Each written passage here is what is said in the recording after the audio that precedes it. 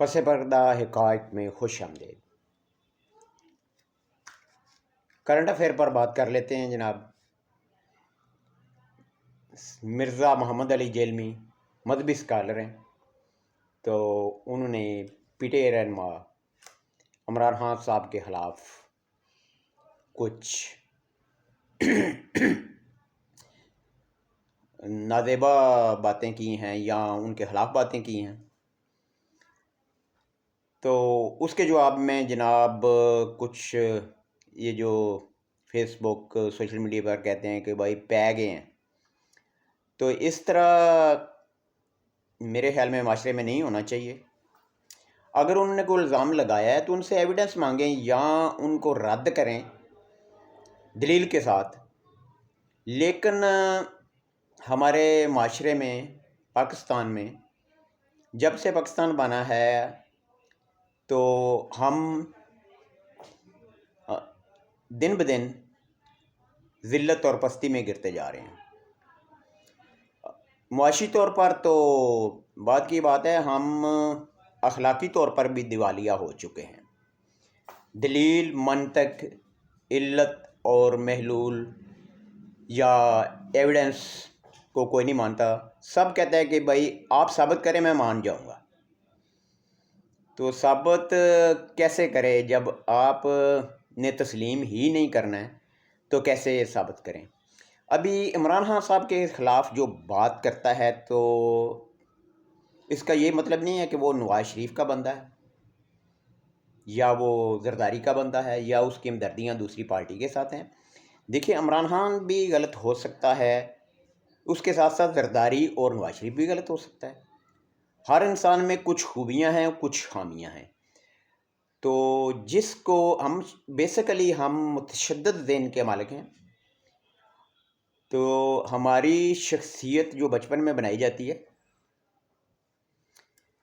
معاشرے میں، خاندان میں جو خیالات، جو عقائد، جو نظریات ہمارے ذہن میں ٹھونس دیے جاتے ہیں، اور خاص کر ٹین ایج میں، تو اس سے جو ہماری شخصیت کے خد و خال بنتے ہیں، تو سائنس بھی یہ کہتی ہے کہ اگر آپ کے ان نظریات، ان خیالات یا ان عقائد کے خلاف کوئی بات کی جائے تو آپ کا ذہن پوری قوت کے ساتھ بغیر دلیل کے اس کو رد کر دیتا ہے۔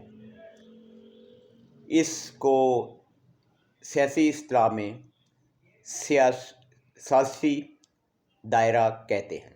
سازش، جس طرح ہم کہتے ہیں کہ یہود و نصارہ ہمارے خلاف سازشیں کر رہے ہیں، بھائی سازشیں وہ نہیں کر رہے ہیں، ہم محنت نہیں کر رہے ہیں۔ اگر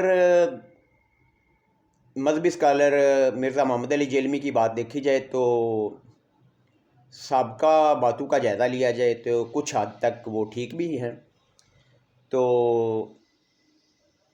اس کا یہ مطلب نہیں کہ مرزا محمد علی جیلمی کی ساری باتیں ہی سچ ہیں، ان پر بھی تنقید کی جا سکتی ہے، ان کی کچھ باتیں بھی غلط ہوتی ہیں، اور وہ جو انہوں نے الفاظ استعمال کیے ہیں میرے خیال میں لونڈے لپاڑے، یہ کوئی اچھے الفاظ نہیں ہیں۔ اسی طرح جو معاشرے میں یوتھیا اور پٹواری جیسے الفاظ استعمال ہوتے ہیں، یہ اخلاقی دیوالیہ پن کی طرف ہمیں لے جا رہے ہیں، بلکہ ہم جا چکے ہیں۔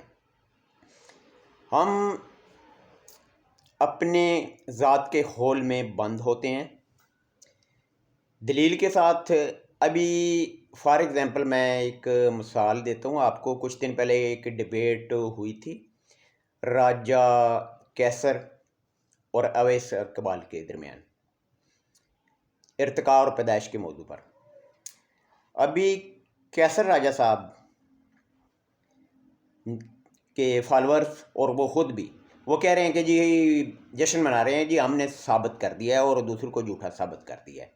ابھی دیکھیں، بات جو دلیل اور منطق اور اصول کی جو بات ہے، اگر آپ ثابت کر سکتے ہیں تو آپ کسی انٹرنیشنل سائنسی جریدے میں تھیسس لکھیں اور ارتقاء کو چیلنج کریں۔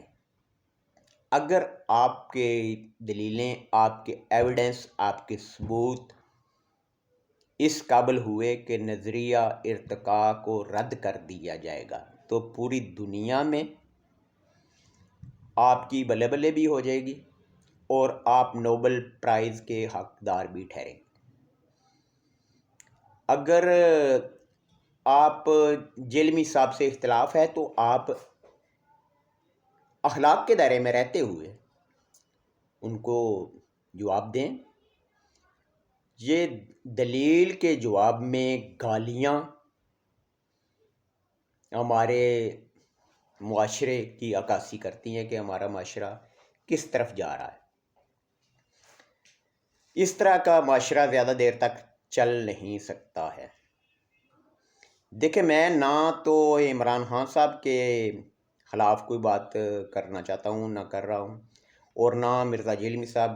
کچھ جیلمی صاحب میں بھی خامیاں بھی ہوں گی، خوبیاں بھی ہوں گی، اور عمران خان صاحب بھی ظاہر ہے انسان ہیں، ان میں خامیاں بھی ہوں گی، خوبیاں بھی ہوں گی۔ تو لیکن آج کل تو ہر چیز آن دی ریکارڈ ہے۔ جس طرح اسٹیبلشمنٹ کے ساتھ سیم پیج اور پاکستان کی تاریخ کنگال کے دیکھ لیں، جتنی تعریفیں عمران خان صاحب نے باجوہ صاحب کی ہیں کہ یہ جو ہے نا اس طرح کے جرنل پہلے تھے ہی نہیں، انہوں نے ہماری خارجہ پالیسی سنبھالی ہے، انہوں نے ہماری معیشت سنبھالی ہے، یہ بڑے ڈیموکریٹک ذہن کے بندے ہیں، یہ اس طرح کے ہیں، یہ پاکستان کے لیے بہت جو ہے نا کچھ کر رہے ہیں، اور ان کو آخر میں ایکسٹینشن بھی دے دی۔ تو اگر آپ شخصیت پرستی سے ہٹ کر دیکھیں تو یہ کافی جو ہے نا سوچنے والی باتیں ہیں کہ بھائی جب 4 سال تک آپ کے پاس حکومت رہی تو آپ اینٹی اسٹیبلشمنٹ نہیں تھے، لیکن 4 سال کے بعد جب حکومت گئی تو آپ اینٹی اسٹیبلشمنٹ بن گئے۔